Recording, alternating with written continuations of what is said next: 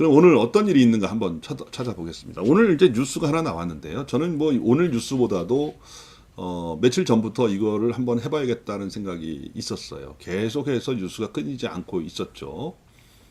이 경찰에서 이 문화재보호법 위반 혐의로 김포 장릉 그 인근에 있는 우리 검단 신도시 아파트의 건설회사 대표 2명을 소환을 했죠. 소환을 했고 이미 이제 그 서구청의 공무원들, 그 인허가 담당 공무원도 직무유기 혐의로 이제 조사를 받았고 향후에도 나머지 건설회사들도 이제 대표들도 이제 불려와서 조사를 받을 예정이죠.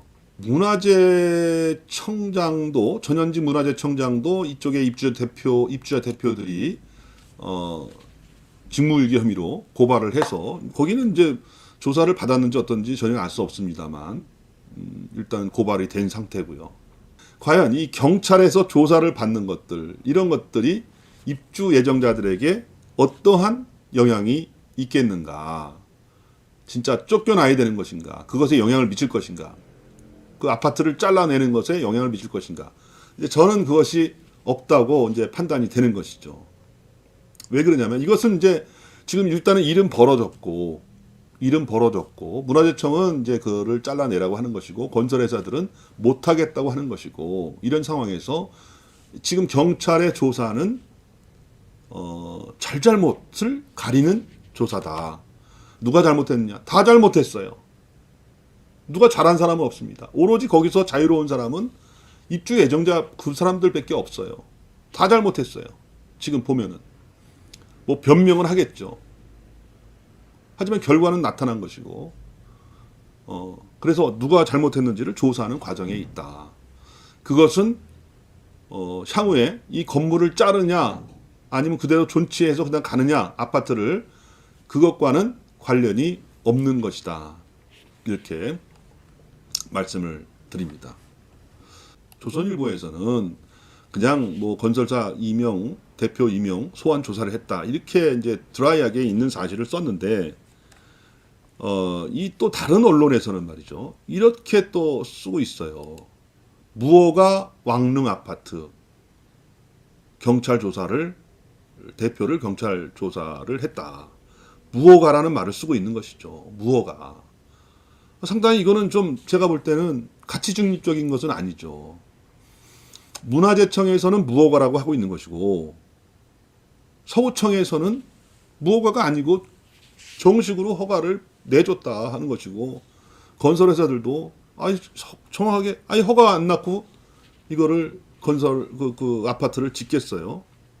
서로 다투는데 이 언론에서 그냥 딱 해서 무허가 아파트다 이렇게 얘기하는 것은 저는 그것은 이 기자가 좀 도를 넘어서서 좀 사견을 넣어뒀다 이런 이제 말씀을 드리고 싶습니다. 작년도 12월 달 기사인데 법정에 간다. 네. 이 얘기는 뭐냐면 이제 문화재청에서 건설회사들 대표들한테 대안을 가져와라. 그래서 문화재위원회에 심의를 받아라. 거기서 좀 너희들이 어떻게 하느냐에 따라서 형상 변경 허가를 내주겠다. 뭐 뒤에 내주는 것이죠. 그랬더니 이 건설회사들이 거부를 했습니다. 안 받겠다. 우리는 법에 따라서 우리는 법대로 가겠다. 이렇게 이제 얘기해서 결국 법정에 간다는 얘기인데 일단은 지금 세계 건설회사 문화재청에서는 공사 중지 가처분을 내렸지만 법원에서는 두 차례 고등법원까지요. 두 차례에 걸쳐서 건설회사 손을 들어줬죠. 그래서 공사중지 가처분을 취소하는 그 가처분에 이 건설회사 손을 들어줬기 때문에 이 공사는 계속되고 있다. 이런 얘기죠. 그래서 문화재청에서는 고등법원의 결정도 받아들일 수 없다. 그래서 대법원에 재항고가 들어갔고 거기에서 어떤 결정이 나느냐에 따라서 결국은 이 아파트가 존치가 될 것인가 아니면 잘라내야 될 것인가 이 부분이 결정될 것인데 이제 중앙일보에서는 좀 합리적으로 이 기사를 썼습니다. 이 어저께 그저께 나온 건데요. 저도 이걸 보면서 한번 말씀을 드리려고 했는데 이게 지금 허가받은 무허가 건물이다. 이게 정확한 거예요. 허가받은 무허가 건물. 서구청에서 허가를 받았고 문화재청에서 허가를 내주지 않았다. 그러니까 참 이게 이런 일이 벌어질 수 있느냐. 역대급 아파트가 탄생했다.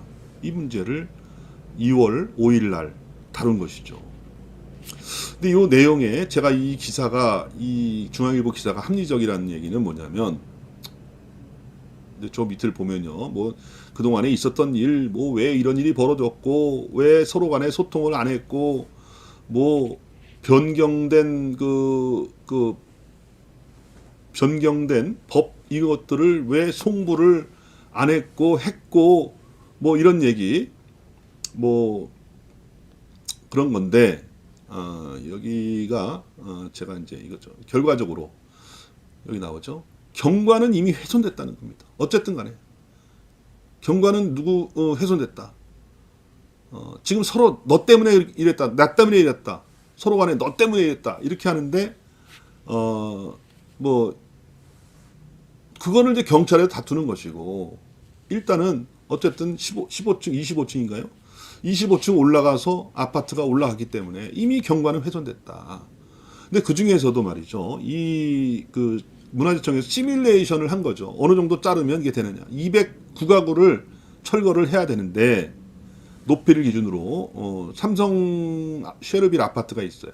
거기에 장릉하고 지금 새로 건설된 아파트 사이에 삼성 아파트가 있는데 이 삼성 아파트 높이까지 그 삼성 아파트 들어오면서 이미 경관은 훼손됐다고 보는 것이고 그 기준으로 보자면은 209가구를 이제 철거를 해야 된다는 것이죠. 그런데 그러면 209가구를 철거했을 때 과연 그런 경관이 살아나느냐 그런 어떤 시뮬레이션을 해봤더니 결과적으로 경관은 살아나지 않는다는 거죠.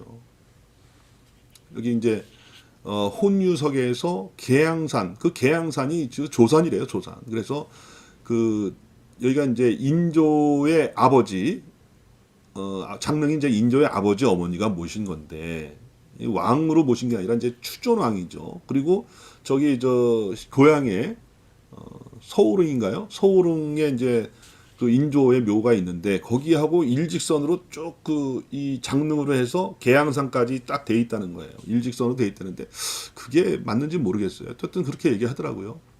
그런 식으로 져졌기 때문에 그거를 훼손시키면 안 된다 그러는 건데 어쨌든 299가구를 철거를 해도 계양산 끄트머리가 보일락 말락 한다. 뭐 이런 얘기죠. 그러니까 이미 경관은 훼손됐고 문화재청의 말대로 하더라도 다시 돌아오지 못한다. 다 완전히 없애버리지 않는 이상.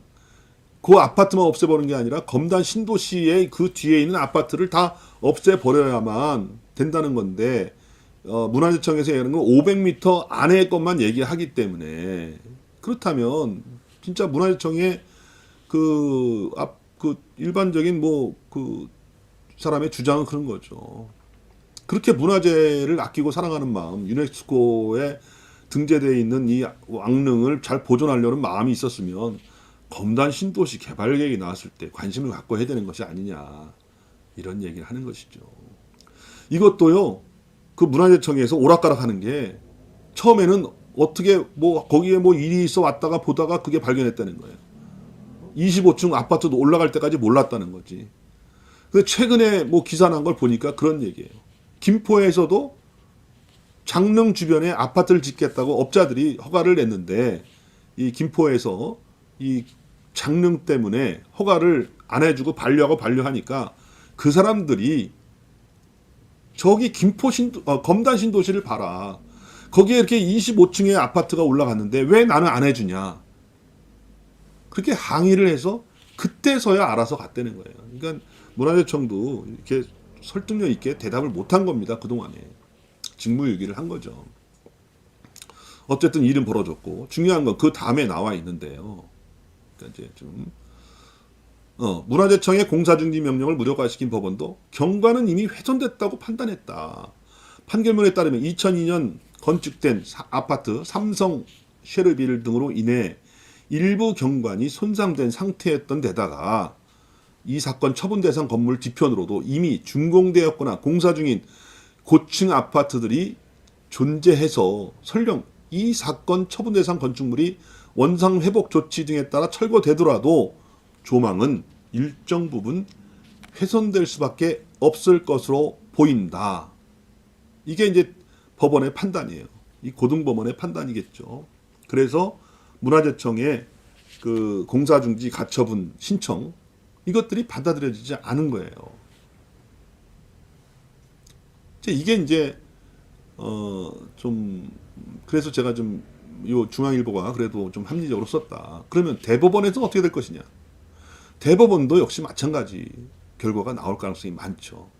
공사중지를 그 문화재청에서 또 재항고를 하더라도 대법원에서 야 이거 이유 없다.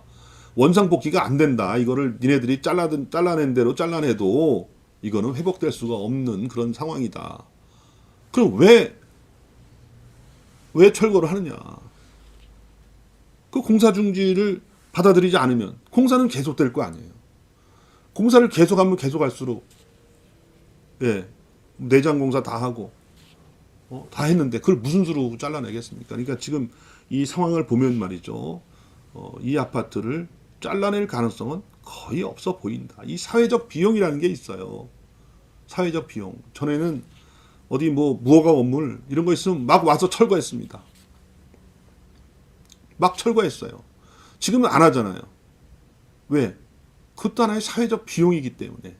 그래서 뭐 거기다가 뭐 강제 이행강제금인가요? 이런 걸로 해서 벌금 때리고 이런 걸로 뭐 하지 와서 막 사람들이 들어닥쳐가지고 막 철거하고 말이죠. 포크레인이 와서 막 부수고 이런 걸 안 하지 않습니까? 이 사회적 비용을 많이 생각한다는 겁니다.